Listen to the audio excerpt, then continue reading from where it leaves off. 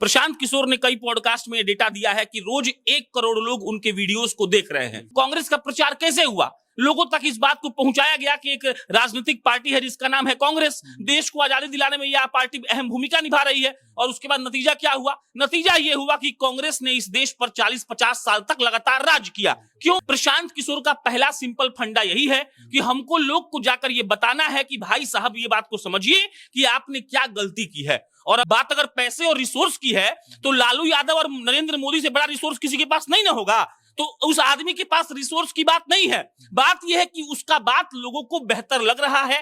और प्रशांत किशोर जाकर लोगों को तेल नहीं लगा रहे हैं। प्रशांत किशोर जाकर लोगों को यह नहीं कह रहे हैं कि भाई सुनिए हम ही को वोट दीजिएगा, हमको वोट दीजिएगा तो नेता बनेंगे, मुख्यमंत्री बनेंगे और आपका जीवन बदल देंगे। तो प्रशांत किशोर इसलिए भी पसंद किए जा रहे हैं क्योंकि लालू और नीतीश से लोग त्रस्त हैं।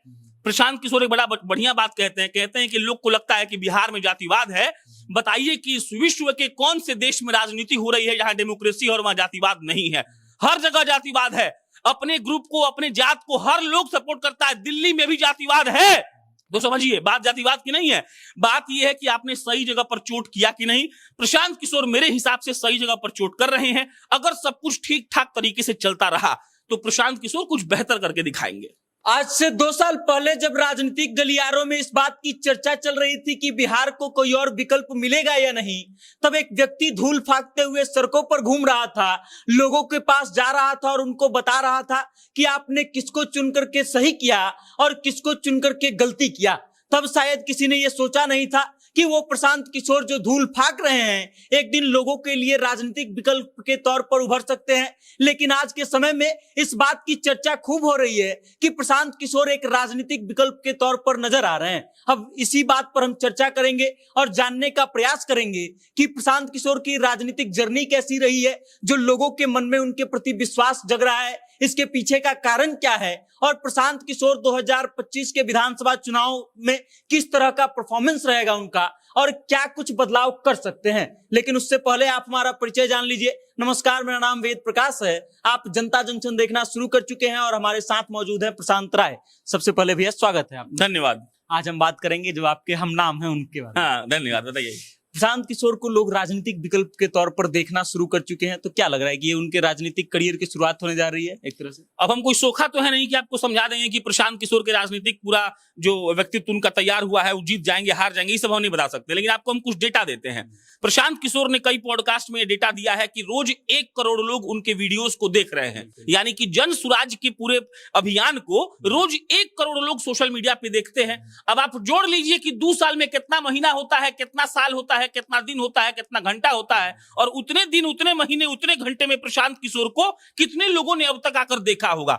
आप समझिए, नरेंद्र मोदी की बात कर लीजिए, भाजपा की बात कर लीजिए, या संगठन या कांग्रेस की बात करिए, कांग्रेस का प्रचार कैसे हुआ? लोगों तक इस बात को पहुंचाया गया कि एक राजनीतिक पार्टी है जिसका नाम है कांग्रेस, देश को आजादी दिलाने में यह पार्टी अहम भूमिका निभा रही है। और उसके बाद नतीजा क्या हुआ? नतीजा यह हुआ कि कांग्रेस ने इस देश पर 40-50 साल तक लगातार राज किया। क्यों? क्योंकि लोगों तक वो लोग पहुंच गए थे। प्रशांत किशोर का पहला सिंपल फंडा यही है कि हमको लोग को जाकर ये बताना है कि भाई साहब ये बात को समझिए कि आपने क्या गलती की है। और अगर 1 करोड़ लोग रोज देख रहे हैं प्रशांत किशोर के अभियान को, तो इसका मतलब है कि वो आदमी लोगों तक पहुंच गया है। ये पहली बात। दूसरी बात, प्रशांत किशोर का कोई भी फोटो, कोई भी वीडियो, कोई भी इंटरव्यू आप देखिए और आप नीचे जाकर कमेंट सेक्शन में देखिए, आपको मात्र 5% कमेंट निगेटिव मिलेंगे, 95% कमेंट जो है वो पॉजिटिव है। अब इसमें भी 2 बात है। कोई भी उठकर कह सकता है कि भाई साहब आपने आईटी सेल बैठा रखा है और आईटी सेल वाले आके पॉजिटिव कमेंट करते हैं। तो भाई एक बात बताइए, इस देश का प्रधानमंत्री नरेंद्र मोदी उतना आईटी सेल नहीं बैठा पा रहा है। लालू यादव, तेजस्वी यादव जो इतना घोटाला किए हैं, इतना पैसा उनके पास है, उनके पास आईटी सेल नहीं है। उनके तो फोटो और वीडियो के नीचे गाली दिखेगा आपको, तो प्रशांत किशोर के फोटो के नीचे गाली क्यों नहीं दिख रहा है? बात अगर पैसे और रिसोर्स की है तो लालू यादव और नरेंद्र मोदी से बड़ा रिसोर्स किसी के पास नहीं ना होगा। तो उस आदमी के पास रिसोर्स की बात नहीं है, बात यह है कि उसका बात लोगों को बेहतर लग रहा है। लोगों को लग रहा है कि भाई साहब ये आदमी कुछ अच्छा बोल रहा है, और प्रशांत किशोर जाकर लोगों को तेल नहीं लगा रहे हैं। प्रशांत किशोर जाकर लोगों को ये नहीं कह रहे हैं कि भाई सुनिए हम ही को वोट दीजिएगा, हमको वोट दीजिएगा तो नेता बनेंगे, मुख्यमंत्री बनेंगे और आपका जीवन बदल देंगे। प्रशांत किशोर ये कह रहे हैं कि जब वोट देने जाइएगा तो शक्ल देखिएगा अपने बच्चा का और तब ये निर्णय लीजिएगा कि आपको किसको वोट देना है, और तब आपको समझ में आएगा कि असलियत में वोट कौन डिजर्व करता है। तो इतना साफ गोई से नेता बात नहीं करता है। नेता बात करता है कि अच्छा देखिए जनता का डिमांड है कि हम चुनाव लड़ेंगे तो देश बदल देंगे तो आप भी बदल जाएंगे। लेकिन प्रशांत ऐसा नहीं कह रहे हैं। वो कह रहे हैं कि भाई साहब सुनिए, आप जब वोट देने जाइए तो ये सोचिए कि आपके आइडियोलॉजी वाले लोगों ने क्या वादा किया है। उनके पास जो बुकलेट है उस बुकलेट में कौन कौन सा वादा है। अगर उस वादे से आप प्रसन्न हैं, अगर आपको लगता है कि उस वादे से आपके बच्चे का भला हो सकता है, तब उनको वोट दीजिए। इतना साफ साफ नेता बात नहीं करता है वेद बाबू। इसीलिए प्रशांत किशोर में एक उम्मीद की किरण लोगों को दिख रही है। आप एक बात को समझिए, देखिए लालू यादव, नीतीश कुमार, इन लोगों का दौर 34-35 साल से चल रहा है और इन लोगों ने बिहार को डुबा दिया है। आप किसी भी बड़े अनुभवी पत्रकार से पूछिए, किसी अनुभवी इंडस्ट्रियलिस्ट से पूछिए, किसी भी अच्छे आदमी से पूछिए, ब्यूरोक्रेट से पूछिए, वो यही कहेंगे कि इनके पास ना विजन था, इनके पास ना मोटिव था और इनके पास ना एक बात का तरीका था, ना रास्ता था। इन लोगों ने जिसको विधायक बनाया वो या तो बाहुबली था, वह तो कोई गलत आदमी था। अब समझिए इससे क्या हुआ, जब कोई आपका विधायक ही लायक नहीं है तो आपके क्षेत्र का विकास कैसे होगा। आपका बौद्धिक क्षमता ही इतना नहीं है कि आप सोच पा रहे हैं कि हम क्या करें, तो कैसे कुछ हो पाएगा। तो प्रशांत किशोर इसलिए भी पसंद किए जा रहे हैं क्योंकि लालू और नीतीश से लोग त्रस्त हैं। प्रशांत किशोर एक बड़ा बढ़िया बात कहते हैं कि लोग को लगता है कि बिहार में जातिवाद है। बताइए कि इस विश्व के कौन से देश में राजनीति हो रही है जहां डेमोक्रेसी और वहां जातिवाद नहीं है। हर जगह जातिवाद है। अपने ग्रुप को, अपने जात को हर लोग सपोर्ट करता है। दिल्ली में भी जातिवाद है। पंजाबी कॉलोनी में जाइए तो पंजाबी कॉलोनी वाला अपने पंजाबी आदमी को वोट देकर विधायक बनाता है। यूपी में जातिवाद है। सबसे पढ़े लिखे जगह केरला में भी जातिवाद है। जाके पता करिए कि कौन विधानसभा से और लोकसभा से कौन आदमी जीत रहा है, आपको समझ में आएगा। तो समझिए बात जातिवाद की नहीं है, बात यह है कि आपने सही जगह पर चोट किया कि नहीं। प्रशांत किशोर मेरे हिसाब से सही जगह पर चोट कर रहे हैं। अगर सब कुछ ठीक ठाक तरीके से चलता रहा तो प्रशांत किशोर कुछ बेहतर करके दिखाएंगे। पिछले कुछ समय में अगर देखा जाए तो प्रशांत किशोर की लोकप्रियता और स्वीकार्यता बढ़ी है। इसके पीछे का कारण आपको क्या लगता है? देखिए सबसे बड़ा दिक्कत यह था कि प्रशांत किशोर को लोग भगोड़ा समझते थे। सबको लगा था कि प्रशांत किशोर आएंगे, 2-4 महीना गांव में घूमेंगे और उनको इंस्टेंट फायदा नहीं दिखेगा तो भाग जाएंगे। इसका लॉजिक भी था। प्रशांत किशोर 6 महीना 1 साल का पॉलिटिकल कैंपेन करने वाले आदमी हैं। उनको कहा जाता है राजनीतिक सोचने वाला आदमी, एकदम रणनीतिकार बुद्धि वाला आदमी जो सिर्फ चुनाव जितवाता है। तो लोग को लगा कि भाई साहब ये आ रहे हैं, 5 महीना में तो ना कोई विधायक बनता है, छोड़िए 5 महीना में बिहार में कोई मुखिया नहीं बन सकता है। मुखिया का तैयारी करने के लिए 2 साल का समय चाहिए। तो प्रशांत किशोर पर यह आरोप था कि भाई ये भाग जाएंगे। अब जब लोगों ने देख लिया कि प्रशांत किशोर भाग नहीं रहे हैं, प्रशांत किशोर के एक इंटरव्यू में हम सुने, वो बोले कि अब तक मेरा 7 को जूता फट चुका है। अरे ये भी एक डेटा है वेद जी, 7 जूता एक आदमी का फट गया और प्रशांत किशोर जैसा आदमी कम से कम 10,000 का जूता पहनता होगा, उससे कम का जूता नहीं पहनता होगा। तो 10,000 का जूता हम 3 साल पहले खरीद नहीं फटा है अब तक। हम सच्चाई बता रहे हैं आपको। हम नाइकी का जूता खरीदे हैं तो 3 साल हो गया वो नहीं फटा है 10,000 का जूता। तो आप बताइए वो आदमी का 7 को जूता कैसे फट गया। मतलब वो इतना लाख किलोमीटर चला होगा, कितना सोचा होगा, कितना गलत रोड पे दौड़ रहा होगा। तो ये क्या है, ये इस बात का प्रमाण है कि वो आदमी इस बात को लेकर बहुत सीरियस है और जो कोई सीरियस होता है उसको उसका फल मिलता है। प्रशांत किशोर को इसी बात का फल मिल रहा है कि लोग अब उनको स्वीकार कर रहे हैं। अरे भाई हर पार्टी वाला अपना निकाला है वो मैसेज कि जन सुराज के बैठक में आप लोग मत जाइए वरना पार्टी विरोधी गतिविधि में आप लोग को पार्टी से निकाल दिया जाएगा। इसका मतलब क्या है? इसका मतलब है कि जदयू जैसी बड़ी पार्टी आरजेडी 2 बार निकाल चुकी है। आरजेडी जैसे बड़ी पार्टी जिसके पास स्वघोषित दलितों के मसीहा, समाजवाद के प्रणेता लालू यादव हैं, उनकी पार्टी वाले कह रहे हैं कि सुनो जन सुराज की बैठक में मत जाना, तुम पार्टी से निकाल देंगे। इसका मतलब क्या हुआ?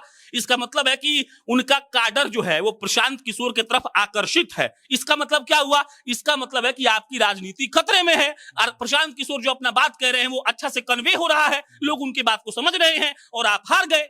सीधा मतलब है, बस यही बात है।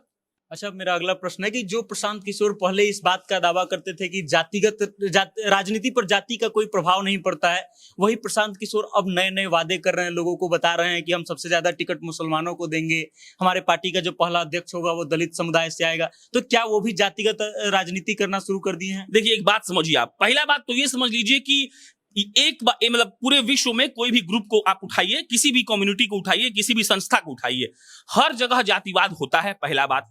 दूसरा बात कि ये भी जान लीजिए कि हर जात में एकदम इंटेलेक्चुअल लोग भी हैं और एकदम बोका लोग भी हैं। अगर कोई कहता है कि राजपूत, ब्राह्मण, भूमिहार और कायस्थ ये जनरल कास्ट के लोग हैं और इनके अंदर पूरा एकदम सब इंटेलेक्चुअल है, तो ये गलत बात है। इनके अंदर ये बोका लोग बैठे हुए हैं। सेम गोज विद दलित में चल जाइए, सेम ओबीसी में चल जाइए, कहीं भी चल जाइए। तो प्रशांत किशोर एकदम से ये बात जाति वाला बहुत बार एक बार दो बार कोट भी किए हैं, लेकिन उनका नहीं। इस देश में कोई भी राजनीति करने आएगा वेद बाबू तो उसकी मजबूरी है। वो अगर सब लोगों को मिलाकर नहीं चलेगा तो कैसे लोकतंत्र हो पाएगा? लोकतंत्र फिर नहीं हुआ तो सबको मिला के चलना ही है। लेकिन यही बात भी याद रखिए, वो ये भी कहते हैं कि अगर हम किसी ओबीसी से आदमी को निकालते हैं, टिकट देते हैं, तो हम देखेंगे कि उनकी बुद्धिमत्ता कितनी है, हम देखेंगे कि उनका क्वालिटी कितना है, हम कोई रेफरेंस तौर पे काम नहीं करेंगे। प्रशांत किशोर से अब तक कम से कम 2000 से 2500 ब्यूरोक्रेट जुड़े हैं और उन्होंने इंटरव्यू में कहा है कि जरूरी नहीं है कि अगर वो मेरे पार्टी से जुड़े हैं तो हम उनको टिकट देंगे ही देंगे। तो इसका बहुत सारा मतलब है। जातिवाद वो नहीं कहलाएगा, वो कहलाएगा सब समाज को एक साथ लेकर चलने की मंशा, इच्छा शक्ति, जो सबको करना चाहिए। और उन्हीं लोगों में से जो सबसे इंटेलेक्चुअल क्लास का लोग है उसको टिकट दीजिए, सदन में भेजिए और देखिए आपका काम कैसे नहीं होता है। तो जो आदमी पढ़ा लिखा है वो जात में भेद करके लड़ाई नहीं लगवाएगा, वो सब जात को एक साथ लेकर चलेगा और उन्हीं जातों में से जो सबसे अच्छे लोग होंगे उनको उठा के आगे कर देगा, कहेगा भाई साहब आप करिए। वही प्रशांत कह रहे हैं, इसमें गलत क्या है? चलिए, मेरा अंतिम प्रश्न कि 2025 के विधानसभा चुनाव को लेकर के प्रशांत किशोर बहुत बड़े बड़े दावे कर रहे हैं। 2 अक्टूबर को नया पार्टी का गठन कर रहे हैं, इसमें भी बोल रहे हैं कि 1 करोड़ संस्थापक सदस्य के साथ विश्व में पहला पार्टी होगा जो गठन किया जाएगा। उसके अलावा ये दावा कर रहे हैं कि 2025 का विधानसभा चुनाव में रिजल्ट जो है ऐसा आएगा जो किसी ने सोचा नहीं होगा। क्या लगता है कि प्रशांत किशोर का ये दावा कितना सही होगा? देखिए, एक शेर है कि तुम्हारी शख्सियत से सबक लेंगी ये नई नस्लें, वही मंजिल पर पहुंचा है जो अपने पांव चलता है। तुम्हारी शख्सियत से सबक लेंगी ये नई नस्लें, वही मंजिल पर पहुंचा है जो अपने पांव चलता है। और डुबो देता है कोई नाम तक अपने खानदानों के, और किसी के नाम से मशहूर होकर पूरा गांव चलता है। तो हम ये नहीं कह रहे हैं कि प्रशांत किशोर आए और पूरा हो गए काबिल, लेकिन हम ये जरूर कह रहे हैं कि वो आदमी ऐसा छेद कर देगा कि बिहार के बड़े बड़े तथाकथित स्वघोषित नेता इस बात को याद रखेंगे कि एक आदमी आया और अपने नाम से सब कुछ चलवा दिया। तो इंतजार करिए और देखिए। चलिए, आप प्रशांत किशोर के बारे में क्या सोचते हैं और आपको क्या लगता है कि 2025 के विधानसभा चुनाव में प्रशांत किशोर का परफॉर्मेंस क्या रहेगा? अपनी राय कमेंट के माध्यम से हम तक भेज दीजिएगा और देखते रहिएगा जनता जंक्शन। बहुत बहुत धन्यवाद।